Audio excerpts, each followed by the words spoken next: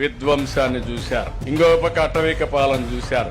నేను వస్తానే ఇన్నిచ్చాను గాని అన్నింటికంటే ముఖ్యంగా మీకు స్వేచ్ఛనిచ్చారు. 2024 జూన్ నుంచి మీ అందరికి స్వేచ్ఛ వచ్చింది. స్వేచ్ఛా జీవులుగా ముందుకు పోయే పరిస్థితికి వచ్చారు. అంత మునుపు అయితే భయపడతా ఉండేవాడు. ఏ పోలీసు వస్తాడో, ఎప్పుడు వస్తాడో, ఎవరు మాట్లాడడానికి వీల్లేదు, నోరు తెరవడానికి వీల్లేదు, తెరిస్తే ఏమంటారో, ఏం చేస్తారో పోలీసులు కూడా భయపడిపోయేవాడు. ఈ రోజు అడుగుతున్నా, మొట్టమొదటిసారిగా స్వాతంత్రం వచ్చినప్పుడు ఇంత ఫీల్ అయ్యారో లేదో గాని ఈ రోజు మాత్రం చాలా ఆనందంగా ఫీల్ అయ్యే పరిస్థితికి వచ్చారు. ఒకప్పుడు 20 సంవత్సరాల కంటే ముందు బీహార్ లో ఈ పరిస్థితులు ఉండేటివి. అందుకే జంగల్ రాజ్ పోవాలనుకున్నారు. లల్లు కుటుంబం 20 ఏళ్లైనా మళ్ళా గెలవాల. ఇప్పుడు మొన్న 5 ఏళ్లు అయింది, మళ్ళా గెలిచే పరిస్థితులు లేరు. శాశ్వతంగా ఆయన పోయినా కొడుకు కూడా ఓటేలా. మీరు కూడా గుర్తుపెట్టుకోవాలి, ఇక్కడ విధ్వంసం పోవాలంటే, అటవిక పాలన పోవాలంటే శాశ్వతంగా అలాంటి వ్యక్తులు రాజకీయానికి రాకుంటే ఈ రాష్ట్రం ఉన్నతమైన స్థాయికి ఎదుగుతుంది. ఇది నా